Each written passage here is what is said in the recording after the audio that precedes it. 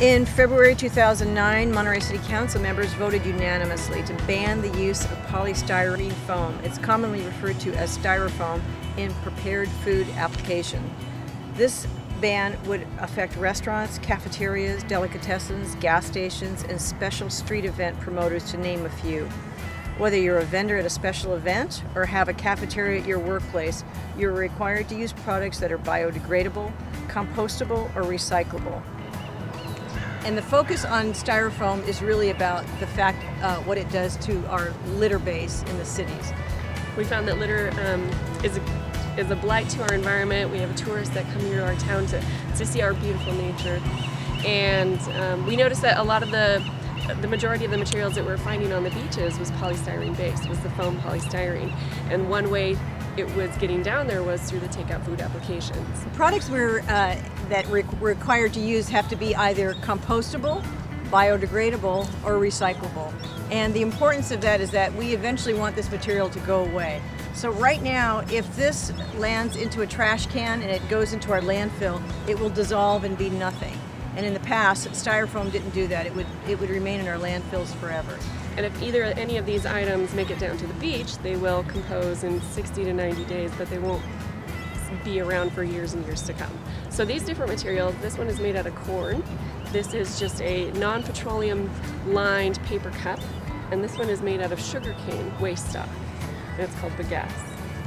And the important point we'd like to make to everyone is that these are biodegradable and they do compost, but they are not recyclable. So the important point is that you don't put these in your recycle bins, you actually put them into your compost bins, we hope, which you have in your homes, or you put them so they'll go eventually into the landfill, which again will disappear. Litter is a part of my life, and I'm sure everyone that lives in our community that feels it dramatically. So when we go to our parks, which we have probably the most beautiful parks and our most beautiful beaches, we don't want to see litter at all. We know that it's damaging to our marine life and to our animals that are on our earth. So the importance of the fact is that we want this to go away. The city spends an inordinate amount of money and an inordinate amount of volunteer time cleaning up litter. So we want to find ways to make this litter go away. And so that is the point of why we're reaching for products that go away eventually if they reach our beaches. Unlike many other types of packaging, littered polystyrene foam remains permanently in the environment where it breaks into tiny pieces and disperses widely. Polystyrene is also highly durable and persists longer than other types of waste. It litters the oceans, parks, and public places, streets and roads, waterways, storm drains, and beaches. Even when polystyrene is properly disposed of in a trash can, it's lightweight and may be picked up by the wind and become litter. It is also important to note that the city's primary goal in implementing this ban is to reduce the amount of litter and the impact to the marine environment, a vital component of the city's quality of life.